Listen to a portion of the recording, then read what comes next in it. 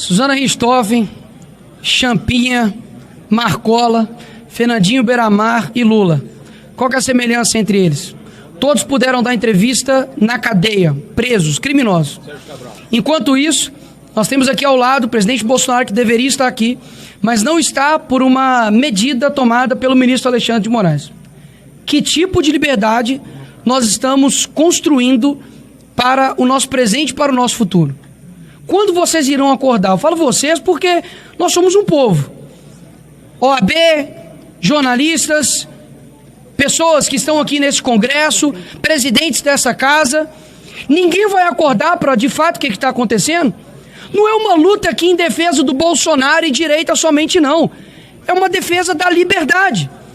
Durante toda a história da esquerda, eles fizeram uma narrativa de defender marginais sob o título de direitos humanos. Hoje nós temos mães, avós que estão presas, não por desviar bilhões de estatais, não por traficar, não por roubar, mas por entrar aqui nessa casa. Muitas delas não dependeram absolutamente nada e estão pagando um preço desproporcional por conta de uma tirania especificamente do ministro Alexandre de Moraes. Ninguém está percebendo isso, não? Que uma pessoa aqui dessa casa, chamada Daniel Silveira, avisou tem 4 anos e está preso tem 4 anos, falando que não vai parar aqui e não parou aqui. O que vocês querem mais? Vocês estão basicamente fazendo aquilo que vocês acusaram a vida inteira do Bolsonaro ser ditador. Vocês estão sendo cúmplices do que está acontecendo agora. Ou você acha que a água não vai bater na tua bunda, amigo? Ou você acha que isso não vai acontecer com a tua família? Porque se fizeram isso com o ex-presidente da República, se já prenderam deputados, o que não vai fazer com você, cidadão comum? Você poderia muito bem estar pegando uma cadeia de 17 anos por ter cometido o grandioso crime de ter furtado uma bola aqui de futebol que o Neymar assinou. Sabe quantos anos esse cara tomou de cadeia? 17 anos. Ele tem uma esposa, a qual eu converso diariamente, tem 2 filhos. Mas sabe por que muitos não ligam para isso? Porque na verdade vocês não ligam para o Brasil. Vocês não ligam para de verdade as causas profundas desse país. E aí a culpa é de quem, Magno Malta? A culpa é do Bolsonaro, que nem está no poder. A culpa é da direita, que não tem maioria aqui nessa casa. Quando a população brasileira vai começar a entender de que a economia é importantíssima? Mas não adianta você ter dinheiro no bolso, você ter uma boa economia pujante, se nós não temos uma democracia, horas. Que democracia é essa que tudo deságua no STF? Ministro Flávio Dino estava decidindo sobre o contrato de cemitério. Ministro Alexandre de Moraes foi que mais tomou decisões monocráticas. Ele está em primeiro lugar. Ele tem o dobro de decisões monocráticas do que o segundo lugar. Isso se respeita ao quê? A quem votou somente em Bolsonaro? Claro que não. Isso se respeita a quem tem um mínimo de senso, um mínimo de caráter. O que está bom aí no Brasil, amigo? O que nesse país aqui você pode falar, meus parabéns, Lula, isso é ótimo. Esse canalha que deveria estar preso simplesmente enganou pessoas de baixa renda, pessoas carentes, prometendo milhares de coisas, agora está entregando um Brasil mais quebrado do que na pandemia. E aí?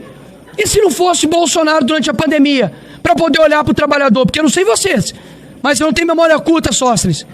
Quem defendeu os trabalhadores durante esse período foi a direita. Enquanto isso, dizia o Partido dos Trabalhadores, mandava o trabalhador ficar em casa. Por que eu estou dizendo isso?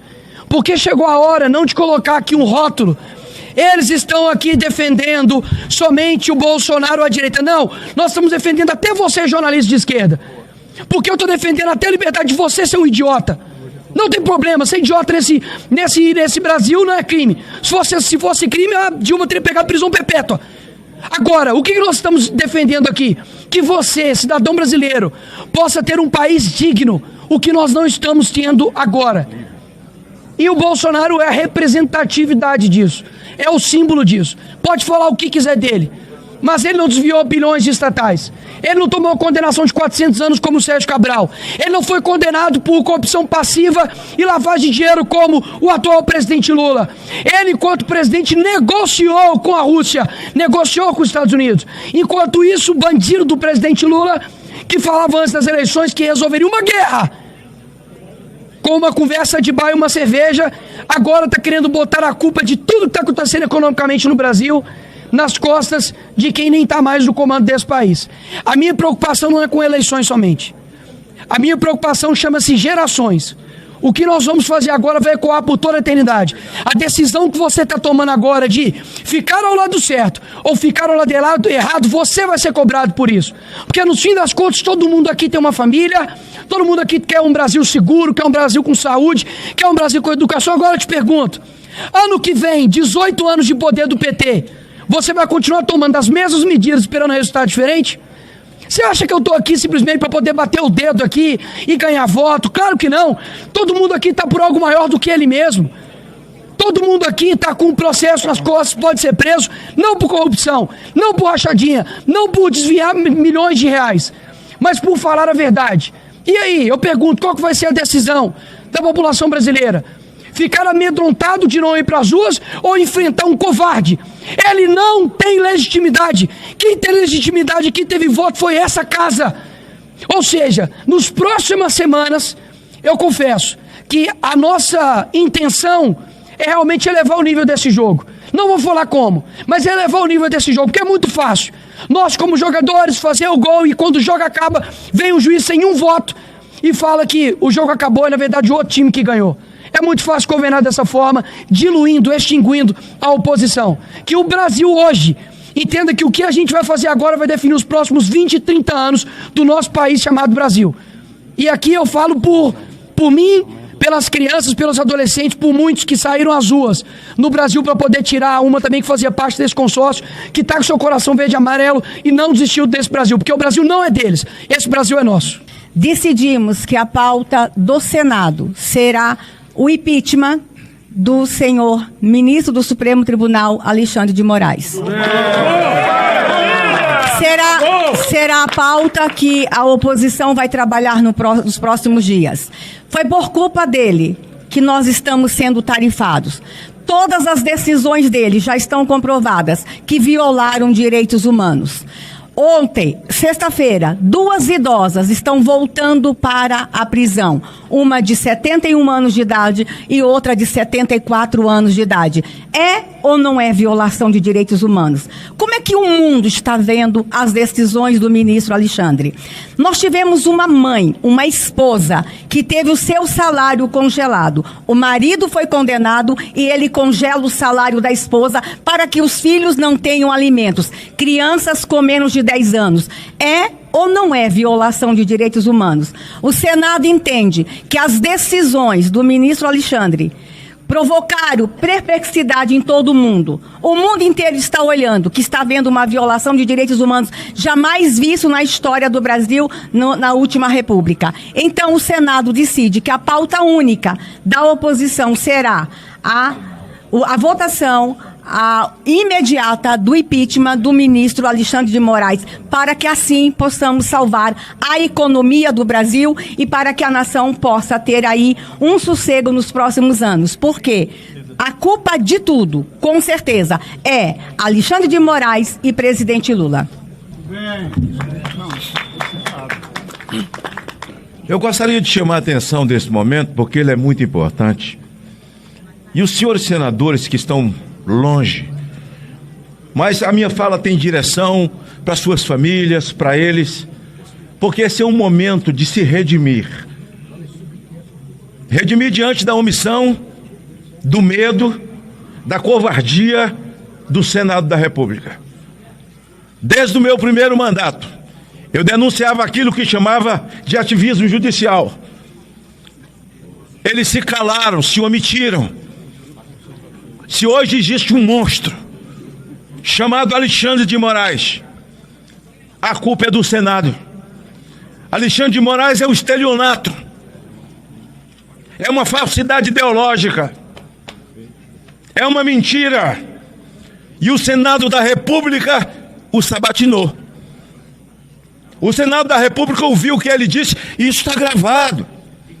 O Senado da República o recomendou no plenário e não tem forças. Deixou que esse monstro, que os seus tentáculos fossem tomando contornos que nós não podemos calcular.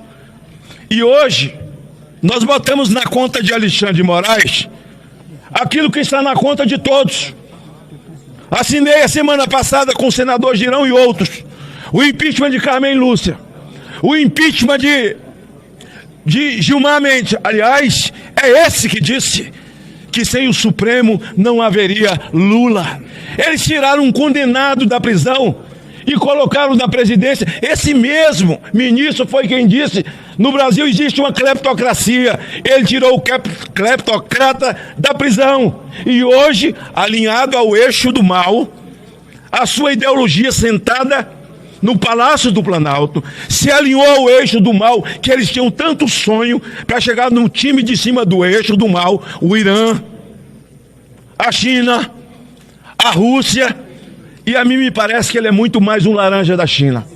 O que os líderes não falam, não verbalizam, o chanceler russo disse: não fomos nós que falamos em moeda única. Quem falou foi o presidente do Brasil.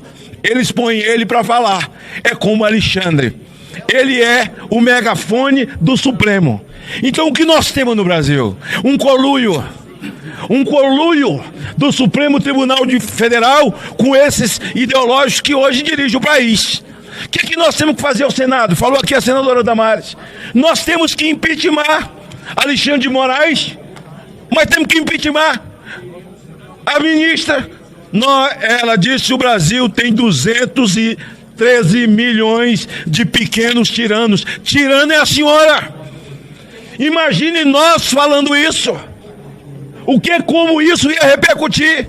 Então, o que está acontecendo com os Estados Unidos, que tomou um posicionamento com 20 países, não foi só com o Brasil.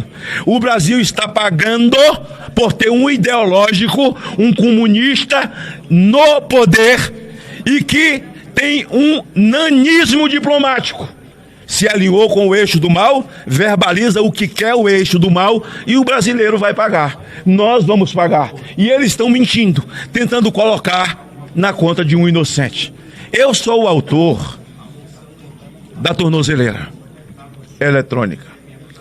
E eu não criei aquela tornozeleira, Deus não colocou no meu coração e na minha mente. Para que a tornozeleira, Nicolas, para que a tornozeleira, Sóstenes, Damares, fosse usada por inocentes. Eu criei essa tornozeleira para dar possibilidade a quem não cometeu crime com natureza hedionda, mas crime com o texto constitucional penal, que hoje não existe, está sepultado. O Brasil não tem ordenamento jurídico, destruíram tudo, eles não respeitaram nem os livros que eles escreveram, que de nada vale, coitados daqueles que estudam direito no Brasil. Então, essa tornozeleira eletrônica não era para a perna de Bolsonaro. Bolsonaro é um inocente, como inocentes são os inocentes do dia 8. Nós vamos lutar. Encerro dizendo: chegamos ao limite, Paulo. Nós não temos mais como voltar, é viver ou viver. Porque se eu dissesse a palavra morrer ou morrer, seria tudo distorcido. É viver ou viver. Nós vamos usar todos os mecanismos. E a minha palavra a esse tirano da toga, chamado Alexandre de Moraes: põe a mão em Jair Bolsonaro. Põe a mão nele. Põe a mão nele. Porque tenta a sorte. Eu encerro. Põe a mão dele e tenta a sorte. Porque o azar você já tem. Hoje, não só o Brasil, mas o mundo vê a tirania que se instalou no nosso país. O que estão fazendo ao presidente Bolsonaro é de uma covardia que mostra que a censura, a perseguição chegaram a níveis jamais vistos, onde não existe mais Estado de Direito no nosso país. O que acontece hoje, o povo brasileiro, ao Brasil, é culpa do Lula pela sua política econômica desastrosa e culpa também do Alexandre de Moraes por violar os direitos humanos, não só dos brasileiros, mas também de americanos e empresas americanas. Não se deixem enganar por essas narrativas mentirosas da esquerda a respeito disso. Nós, aqui, todos esses guerreiros que deixaram as suas vidas, os seus trabalhos para estarem aqui hoje no recesso dão um recado muito claro de que nós daremos tudo o que tiver ao nosso alcance para resgatar a liberdade do nosso país.